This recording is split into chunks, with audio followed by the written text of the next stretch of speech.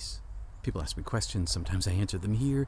Dear Peter, ooh, here may be one for your Q&A series. The whole turn the other cheek. My childhood interpretation and how it led to letting the girl down the street hit me a second time before I ran in the house crying, feeling the failure. Love, Anonymous. Dear Anonymous, don't resist an evildoer, but if anyone strikes you on the right cheek, turn also the other. Matthew 5.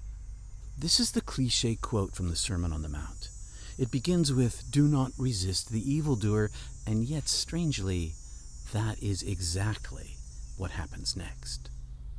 Here's some cultural background to help you understand the social context in which Jesus was speaking.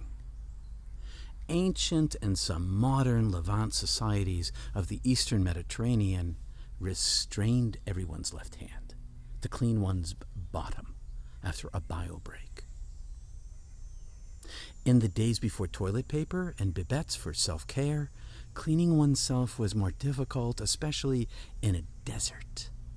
One ate food, often enough from a communal plate, without using cutlery, using only one's right hand. It was vulgar to use the left hand to eat or touch another person, even if one washed it, because using it increases the risk of communicating disease. Touching a person with a left hand was a serious taboo. And you need to know this about Jesus. His mysticism was active in the world. He wasn't just sitting in stillness and calmness all day. Activism is what landed him in trouble with the law and eventually got him executed as a troublemaker. He spoke up for the dispossessed, the wounded, the troubled, the excluded, the sick, the enslaved, the diseased, and the children, and women. He understood the systematic power of repression.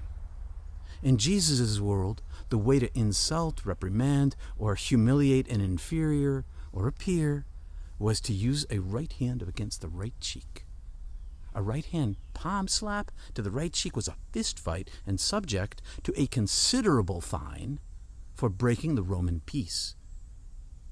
Now imagine you're a slave, owned, repressed, poor, unable to make your own life choices, standing face to face with your master in the marketplace.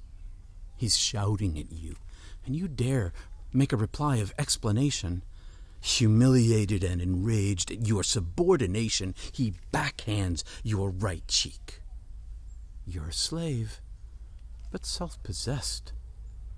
So you turn your red-marked, stinging cheek away from him, exposing to him your left cheek, daring him to backhand you with his dirty hand.